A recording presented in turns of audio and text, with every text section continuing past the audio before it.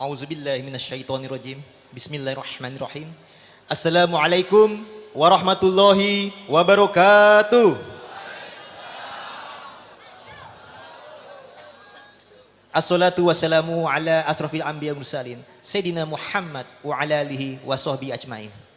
Alhamdulillahirabbil alamin hamdan yuafi wa yukafi mazidah. Amma ba'du. Yang kami muliakan, yang kami hormati, para masyarakat dari Desa Kebon Candi dan juga tuan rumah dari keluarga besar Kiai Syakaruddin, yakni swahibul acara Kiai Swadi Abu Amar yang kami hormati, kami muliakan, Kiai Mukhlason bin Kiai Mas'ud bin Kiai Gofur, dan juga para Said Syarif zuriat Nabi yang asli. Di sini ada Said Zulfikar, ada Kiai Madinah Usman, ada Kanjeng Rodin Tumenggung Wirahadiningrat, ada Syarif Samsul, dan lain sebagainya. Yang mohon maaf tanpa mengurangi rasa hormat, juga para kiai-kiai keturunan Mbah Syakaruddin adalah para zuriat Rasulullah Muhammad SAW yang asli. Alhamdulillah. Alhamdulillah wa syukurillah. Kita bisa berkumpul di hari ini. Saya mewakili Robitoh Babat Kesultanan Banten. Dan kami dari Banten mendengar adanya riwayat bahwasanya di Pasuruan ada keluarga besar kami. Dari keluarga besar Mbah Soleh Semendi dan Mbah Syakaruddin, putra dari Mbah Soleh Semendi. Dan kami mengakui bahwasanya keluarga Kebon Candi, para kiai-kiainya, keluarga Pasuruan, para keturunan daripada Mbah Soleh Semendi, para keturunan daripada Mbah Syakaruddin adalah bagian dari keluarga besar dan kerabat Kesultanan Banten. Dan hari ini kami bersyukur sekali bisa bersilaturahim di sini. Ternyata kami bagaikan datang di Banten, karena ternyata banyak orang Pasuruan yang juga berdarah keturunan Banten.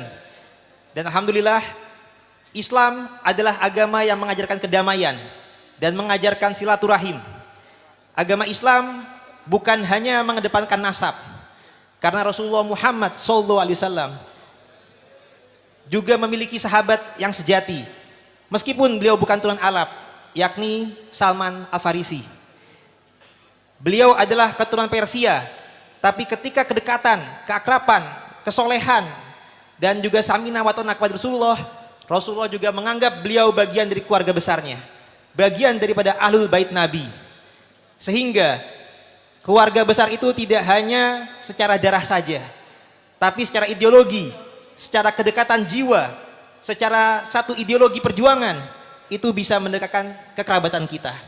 Tidak hanya yang keturunan. Jadi mohon maaf, bila mana ada yang bukan keturunan Mbah Syakaruddin, tetap kita saling bersaudara.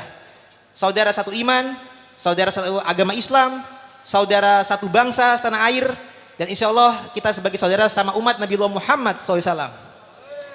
Juga saudara sama keturunan Nabi Adam alaihissalam. Nah, alhamdulillah, negara kita negara kesatuan Republik Indonesia. Juga kita punya semboyan Bhinneka Tunggal Ika, yang kita berbeda-beda tapi kita tetap satu. Terkait dalam hal yang kami akan jelaskan di sini, dari keluarga besar Banten kita meneliti dan juga mengkaji tentang sejarah dan silsilah. Dan ini adalah bagian daripada ajaran daripada Islam, di mana Rasulullah juga bersabda, ta'alamu min ansabikum ma tasiluna bihi arhamakum.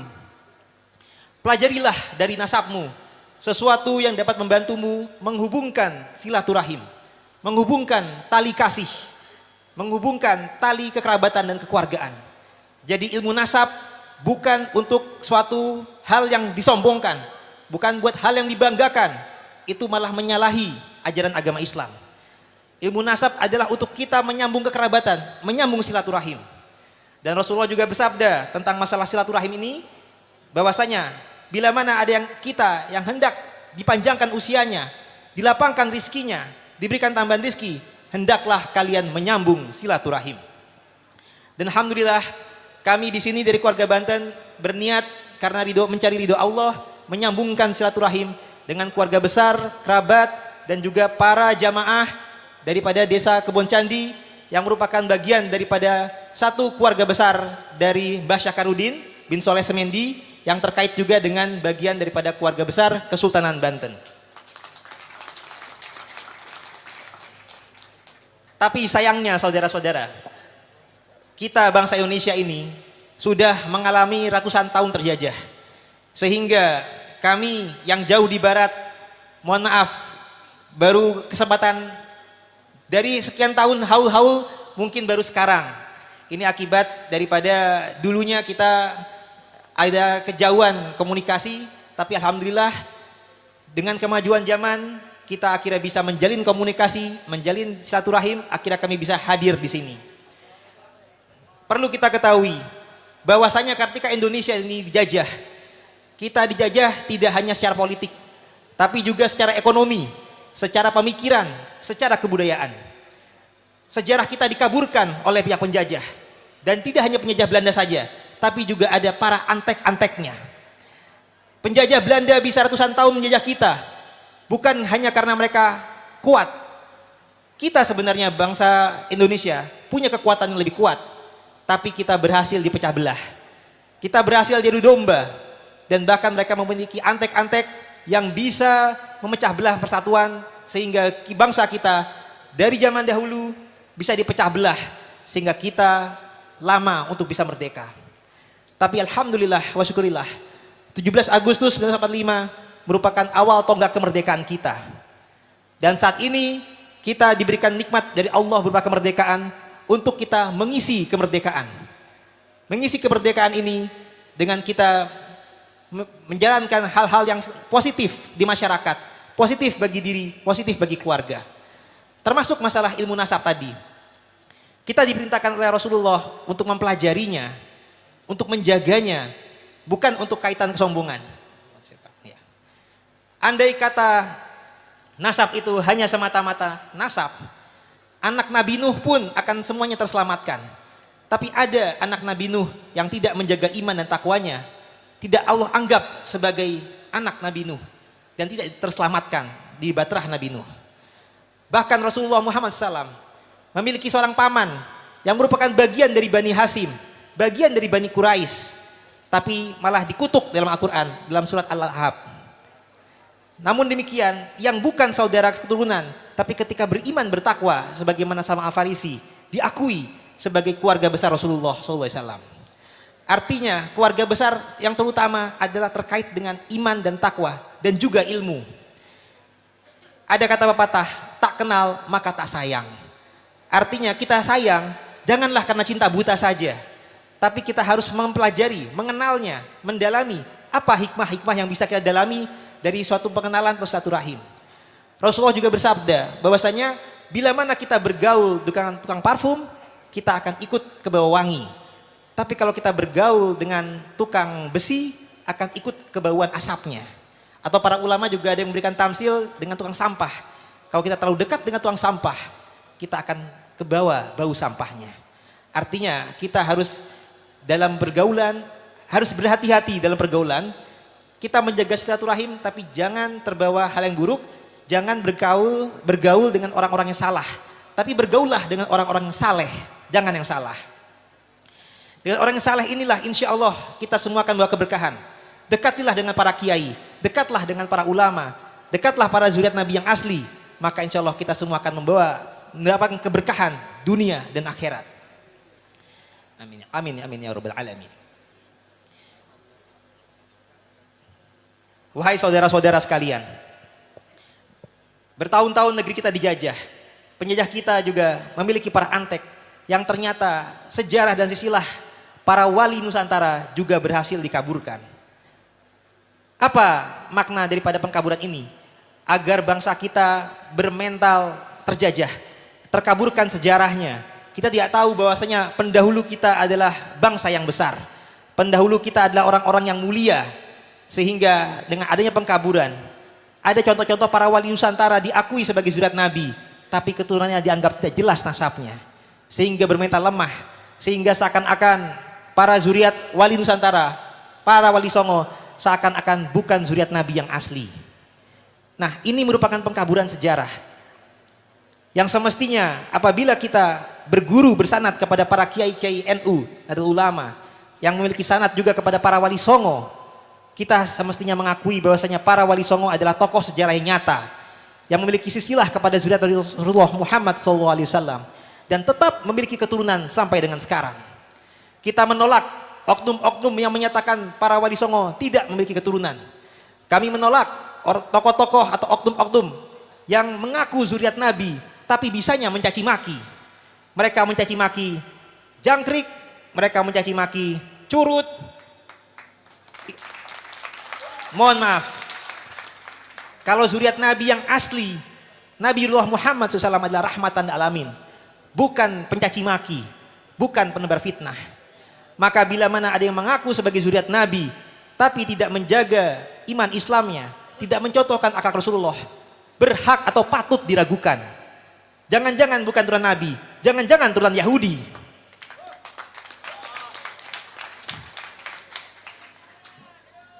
Maka dari itu saudara-saudara, kedatangan kami dari keluarga Banten juga dalam rangka menjelaskan dan meluruskan sejarah dan silsilah Mbah Syakaruddin bin Soleh Semendi ini. Dulu-dulunya kita ada pengaruh daripada Yamanisasi, sehingga para wali Nusantara ini seakan-akan dibelokkan alurnya kepada muasal Yaman. Di mana Yaman ini sendiri dalam masa penjajahan Nyuwun Sewu ini didatangkan oleh penjajah Belanda sebagai antek-anteknya dan untuk memecah belah umat di masa lalu. Ketika para ulama kiai-kiai memfatwakan untuk berjihad melawan penjajah, ada oknum-oknum yang malah bersekutu dengan penjajah dan malah mengeluarkan fatwa yang bertentangan dengan para kiai, sehingga masyarakat terpecah belah melalui fatwa agama. Dan ini adalah taktik daripada para orientalis Snuhugronje ketika itu. Dia mengkaji bahwasanya Nusantara ini banyak penduduk Islam yang sangat hormat kepada para kiai, hormat kepada zuriat Nabi, sehingga untuk bisa menjajah bangsa ini dipecah dari para umat Islam, dari para ulamanya. Ulama kiai dan ulama daripada seorang mufti yang pro kepada penjajah itu memecah belah, sehingga tidak semuanya bangsa kita kompak untuk melawan penjajah di masa lalu. Kami prihatin, kami tidak ingin itu terulang kembali di masa kekinian. Kami tidak ingin keturunan-keturunan antek penjajah berhasil menguasai bangsa ini. Kami ingin bangsa ini dipimpin oleh pribumi bangsa ini, dari kalangan bangsa ini, dari seorang Islam keturunan ulama, keturunan kiai yang juga zuriat Nabi juga.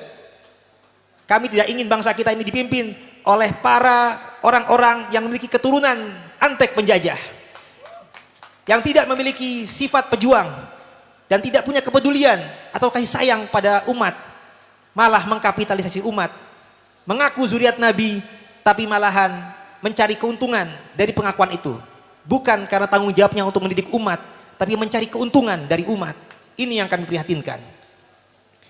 Mbah Soleh Sakaruddin dan Mbah Soleh Semendi dalam penelitian terbaru kami ternyata bukan berasal dari Yaman.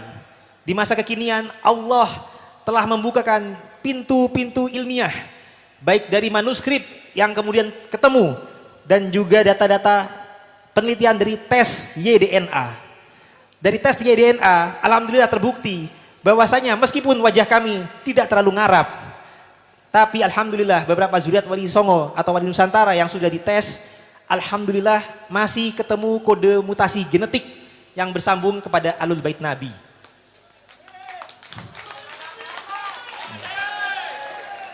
Dan alhamdulillah juga ada dengan penelitian tes DNA ini ada peta migrasi leluhur. Ternyata peta migrasi leluhur kita tidak dari Yaman. Dalam tes DNA itu terdeteksi bahwasanya leluhur kita itu berasal dari Hijaz, Arab Saudi, pindah ke Irak, dan Iran, kemudian pindah ke Asia Tengah, yakni Uzbekistan, lantas pindah ke Asia Selatan, lantas India, Pakistan, lantas pindah ke Asia Timur dan Asia Tenggara Nusantara. Ternyata tanpa melalui Yaman sama sekali untuk wali-wali Nusantara. Andai kata lewat Yaman, semestinya ada 9 generasi di versi tersebut yang tercatat dalam beberapa versi silsilah. Namun nyatanya tidak. Konon katanya para wali Nusantara, termasuk Mbah Soleh Semendi, termasuk Sunan Gunung Jati, Hasanuddin Banten, konon adalah keturunan daripada Abdul Malik, konon adalah keturunan daripada Ahmad Al-Muhajir, yang berputra Ubaidillah, yang berputra Alwi, yang berputra Muhammad, yang berputra Alwi, yang berputra Ali Koli Kosam, yang berputra Muhammad Soeb Mirbat, yang berputra Alwi Abdul Fagih, dan berputra Abdul Malik. 9 generasi ternyata tidak terbukti. Tidak ada satupun jejak dalam data tes DNA leluhur wali Nusantara ini berasal dari Yaman. Nah, ini ternyata sinkron dengan sejarah kita. Ketika kami meneliti sejarah, ternyata para wali Nusantara, sebagai misal Ayah Sunan Ampel, gelarnya adalah Ibrahim Asmarakandi, artinya dari Samarkand, Asia Tengah. Bukan Ibrahim Yamani, bukan Ibrahim Hadromi. Dan gelarnya juga Mahdum. Misalkan Sunan Bonang Mahdum Ibrahim, bukan Habib. Andai kata berasal dari Yaman, mestinya Mahdum Habib Ibrahim. Begitu pula Syarif Hidayatullah Sunan Mahdum Gunung Jati, bukan Habib Gunung Jati. Artinya wali Nusantara ini bukan berasal dari Yaman. Nah, kita ada pembelokan sejarah yang terjadi di masa lalu, yang kini sudah saatnya ini terbuka untuk kita sampaikan, untuk kita luruskan.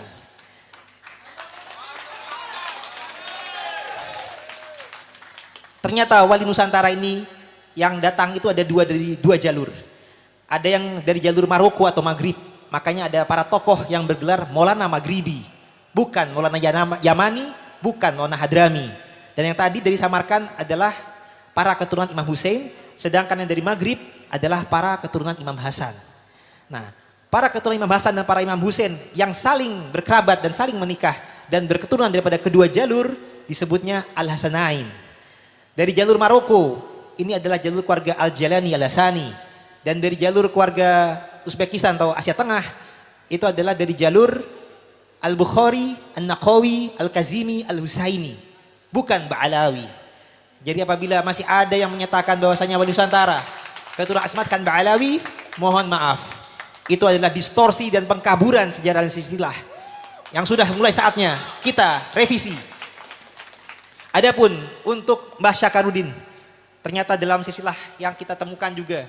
Jadi penelitian kami juga mengkorroborasi dan mengkolaborasi data. Tidak hanya dengan data sepihak, tapi data-data berbagai daerah kami teliti dan perbandingkan. Ternyata di Pasuruan ini juga ada data berjudul manuskrip Podokaton. Dalam data manuskrip Podokaton ini, Mbah Syakaruddin ini tercatat dengan gelar Kiai Kebon Candi. Dan ayah beliau tercatat dengan gelar Segoro Puro Sepuh. Ini adalah alias daripada Mbah Soleh Semendi. Sedangkan Kiai Syakaruddin dicatat dengan gelar Kiai Kebon Candi. Dan ternyata Segoro Puro Sepuh ini bersaudara dengan Kiai Kanigoro yang merupakan alias daripada Soleh Semendi. Jadi ternyata data manuskrip Podokaton ini sendiri alhamdulillah sudah mulai terungkap.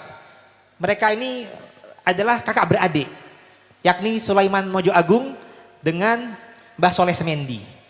Dan mereka ini tercatat adalah anak daripada, kalau dalam data Kebon Candi, tercatatnya adalah anak daripada Sunan Cirebon ing Gunung Jati. Nah, berarti anaknya Sunan Gunung Jati. Tapi mohon maaf, ternyata setelah kita perbandingkan berdasarkan berbagai data, yang bergelar Sunan Gunung Jati ternyata lebih dari 1, bahkan ada 4. Demikian seperti Hamengkubuwono ada 1 sampai dengan 9. Sunan Giri juga ada lebih dari 1. Begitu pula Sunan Gunung Jati. Berdasarkan data Babat Kanoman, Babat Sumedang, Sunan Gunung Jati yang pertama adalah Syekh Datuk Kafi, yang nasabnya memang ke Al-Hasani. Beliaulah yang paling awal mendirikan pesantren atau semacam kasunanan di Gunung Jati. Itu adalah Syekh Datuk Kafi alias Syekh Idofi Mahdi. Beliau adalah Sunan Gunung Jati yang pertama. Sunan Gunung Jati kedua adalah menantu beliau, yakni Syarif Hidayatullah Sunan Mahdum Gunung Jati Al-Husaini. Jadi mertuanya Hasani, menantunya Husaini.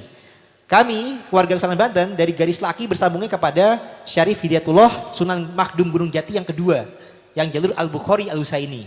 Tapi beberapa dari kami ada keturunan tautan garis perempuan kepada Syekh Datuk Kafi. Syekh Datuk Kafi tadi menurunkan keluarga jalur Sumedang dan jalur Arya Tangerang. Nah, dari jalur Arya Tangerang menurunkan pula saya, Kiai Imat, Kiai Maruf Amin, itu masih keluarga, ada tautan juga kepada Sunan Gunung Jati pertama. Untuk Sunan Jati Gunung Jati yang kedua, itu menurunkan keluarga Kesultanan Cirebon dan Banten. Dan juga termasuk menurunkan nantinya dari garis ibu ke Mbah Syakarudin.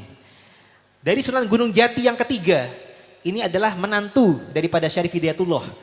Dalam data serat walisana dicatat dengan gelar Said Zain. Kalau dalam data Tarikul Aulia Rembang dicatat dengan gelar Abdul Qadir. Kalau dalam data Suma Oriental dicatat dengan gelar Pate Qadir.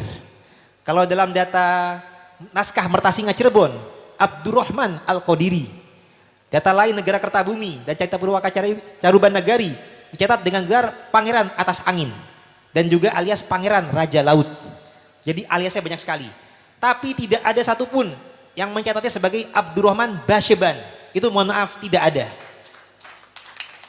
Sehingga kalau kita merevisi kembali, ternyata leluhur ini bukan Abdurrahman Basyeban Ba'alawi. Nyuwun sewu bagi yang masih megang versinya. Tapi kita menyesuaikan dengan data muasalnya Cirebon, ternyata menantu Syarif Hidayatullah yang ada adalah Abdurrahman Al-Qadiri. Dan dalam data manuskrip Keprabon yang berjudul Asal Usul Kesultanan Cirebon dicatat dengan gelar Pangeran Raja Laut, yang di sana menyatakan dengan jelas bahwasanya beliau adalah keturunan daripada Syekh Abdul Qadir Al-Jailani Al-Asani.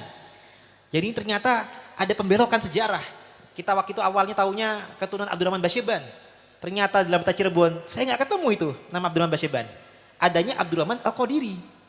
Nah ini mungkin sudah waktunya kita meluruskan sejarah.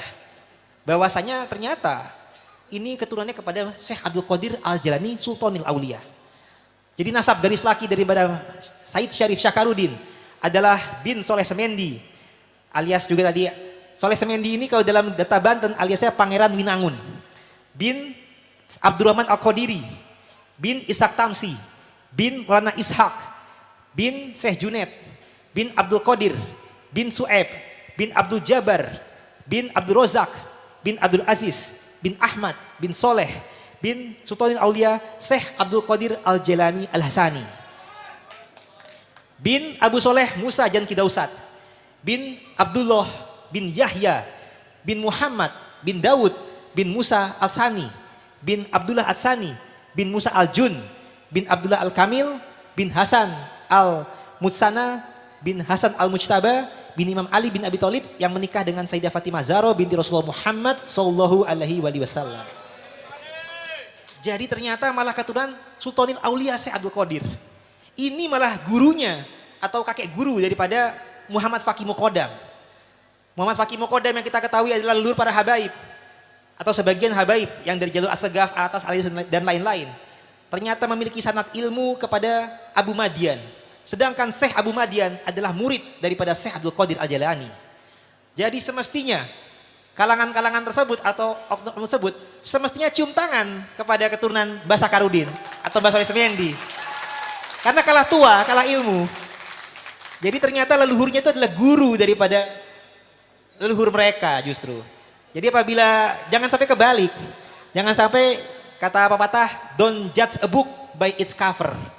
Jadi mentang-mentang yang itu terlihat Arab, terlihat ngarab sehingga lebih diyakini mereka. Nyuwun sewu. Ini namanya darah itu meskipun wajah kita karena leluhur-leluhur kita itu dalam berdakwah itu Islam rahmatan lil alamin. Sehingga mereka tidak rasis. Mereka ketika sampai ke Nusantara menikah dengan wanita setempat, mereka berbaur, mereka mau merangkul, mereka mau berasimilasi para leluhur Nusantara. Sehingga wajah-wajah kita pun juga ya mirip-mirip. SWC kita bagian daripada bangsa Indonesia. Yang di Jawa kita bagian dari orang Wong Jowo. Yang di Sunda ya juga orang Sunda. Yang di Surabaya arek Surabaya. Berbaur para zuriat Wali Songo, para zuriat Nabi. Karena berdakwahnya itu dengan rahmatan alamin. Ingin Islam ini diterima oleh khalayak umum. Tidak ada pengkastaan, tidak egaliter. Kasta adanya di agama Hindu.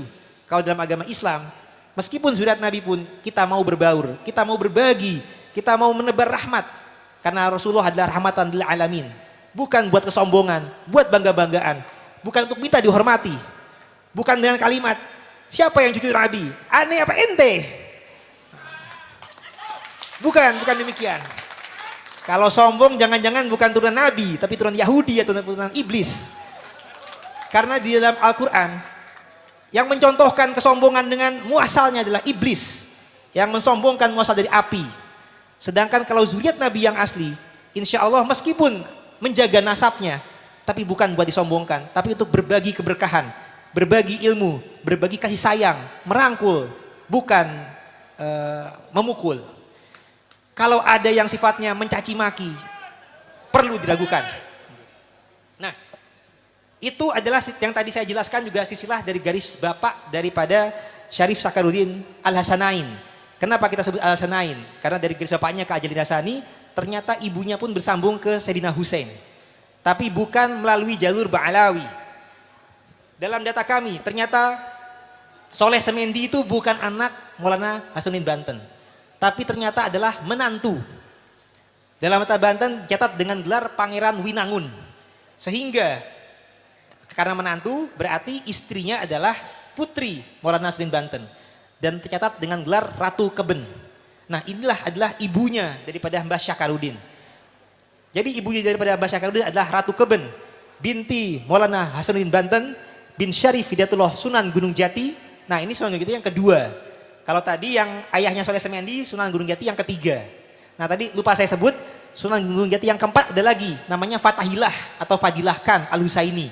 Jadi yang pertama tadi Nyon Sewu, Syaratul Kafi Al-Hasani, Sunan Gunung Jati kedua, Syarif Hidayatullah Al-Husaini, yang ketiga Abdurrahman Al-Qadiri, bukan Basyeban, adalah Al-Jalin Hasani, yang keempat Fatahillah atau Fadilahkan Al-Husaini. Nah dengan mengetahui ada 4 Sunan Gunung Jati, kita mencegah ada distorsi dan ketertukaran nasab. Jadi kalau Sunan Gunung Jati pertama menurunkannya jalur Sumedang dan Tangerang. Sunan Gunung Jati kedua menurunkan Kesultanan Cirebon dan Banten.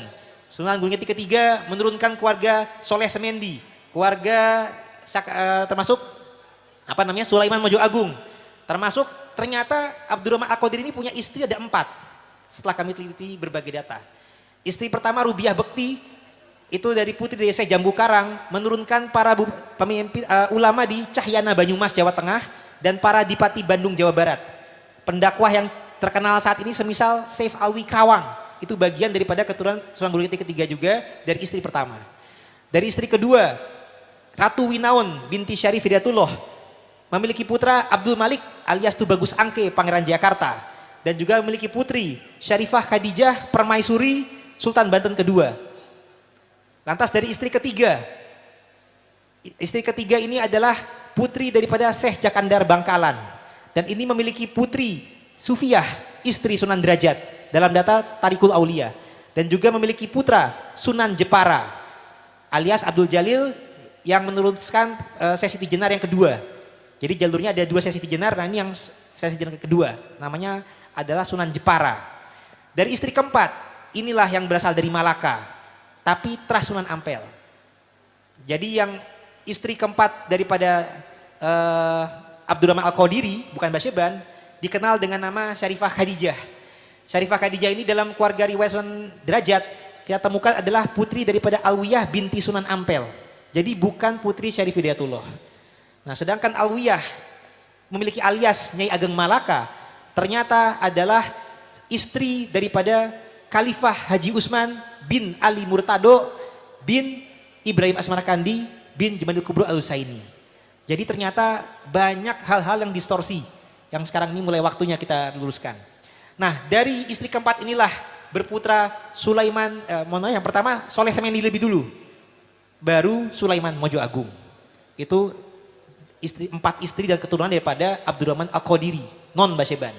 Nah sedangkan kalau Fatahillah atau Sunan Gunung Jati yang keempat atau Fadilahkan ini berketurunan kalau garis perempuan di Cirebon, kalau garis laki itu di Lampung. Contohnya pahlawan Raden Inten itu adalah keturunan Sunan Gunung Jati yang keempat. Dan juga di Palembang ada para Kemas dan Ki Agung dan Ki Agus, beberapa jalur itu dari Sunan Gunung Jati keempat. Jadi ternyata ada lebih daripada 1 Sunan Gunung Jati sehingga dulu itu sempat ada perselisihan. Gunung Jati ada yang Al-Hasani, ada Al-Husaini. Setelah kami periksa, memang ada yang Hasani, memang ada yang Al-Husaini. Nah untuk Mbah Soleh Semendi garis lakinya Hasani, tapi garis ibunya Al-Husaini. Yakni Ratu Keben binti Maulana Hasanuddin Banten bin Syarif Hidayatullah Sunan Gunung Jati bin Syarif Abdullah Umyatuddin bin Ali Nurul Alam bin Jamuddin Akbar Al-Husaini Nah, sampai sini versinya masih sama dengan versi sebelumnya. Di atasnya baru bin Mahmud Nasiruddin. Nah, ini kalau Jamaluddin Al-Balusain ini kalau dalam bahasa Jawa aliasnya Jumadil Kubro. Kalau Mahmud Nasiruddin aliasnya adalah Mahmud Dinil Kubro.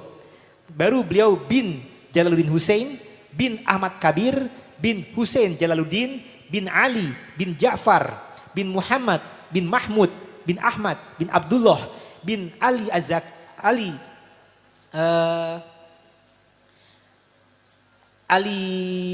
Azaki, kemudian baru bin Ja'far, mohon maaf, Ali Al-Asqor, mohon maaf, baru bin Ja'far Az-Zaki, baru bin Imam Ali Al-Hadi An-Naqi, bin Imam Muhammad Al-Taki, bin Imam Ali Arido, bin Imam Musa Al-Kazim. Nah, sebelumnya dilencengkan bukan kepada Imam Musa Al-Kazim tapi kepada adiknya Ali Uraid. Ternyata kakaknya Imam Musa Al-Kazim, bin Ja'far Shadiq, bin Muhammad Al-Bagir, bin Imam Ali Zainal Abidin, bin Imam Hussein, bin Imam Ali bin Abi Thalib yang menikah dengan Sayyidah Fatimah Zahra binti Rasulullah Muhammad sallallahu alaihi wasallam. Jadi ternyata bukan dari jalur Ba'alawi, ada yang Hasani, ada yang Husaini, mereka saling berkerabat. Hasaninya pun Al-Jalalain ini juga memiliki DNA yang sama, itu dari Hijaz ke Irak, Iran, kemudian ke Pakistan. Nah, dari Pakistan ada persinggahan ke Maroko. Ada persinggahan ke Maroko, baru mereka ke Asia dan akhirnya nyampailah kepada kita-kita. Artinya ini para leluhur kita ini luar biasa. Mereka demi dakwah mau pindah ke Nusantara. Beda dengan jalur lain. Mereka pindah untuk mencari nasib yang lebih baik.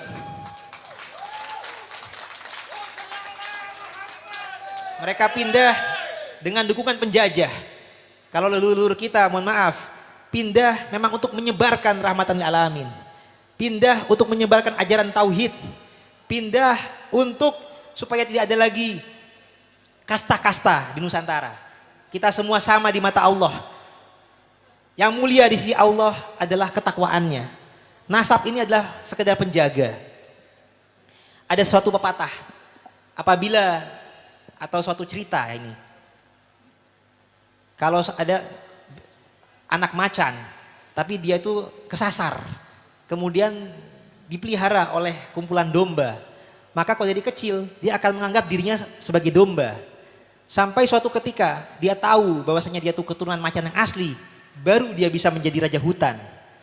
Atau juga permisalan lain adalah anak burung elang yang apabila dia diasuh oleh anak ayam, dia tidak akan menjadi sadar bahwasanya dirinya adalah elang.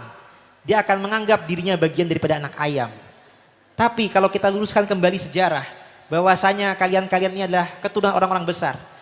Kalau diupamakan tadi, keturunan daripada elang, keturunan daripada harimau, kalian memiliki potensi menjadi raja. Kalau yang ternyata macan, raja hutan. Kalau elang, raja angkasa. Begitu juga bangsa-bangsa kita ini. Ada yang keturunan wali Nusantara. Dan ternyata tidak hanya itu saja. Kita tidak hanya keturunan daripada Arab juga, tapi juga keturunan daripada Raja Brawijaya Majapahit dan juga Prabu Siliwangi Sunda. Dari mana itu? Nah, ternyata tadi ketika kita sebutkan Sista Syakarudin sampai ke dengan Syarif Hidayatullah Sunan Gunung Jati, ibunya beliau adalah Dewi Rara Santang binti Prabu Siliwangi. Berarti orang-orang di sini selain keturunan Arab juga keturunan Sunda. Gitu. Nah,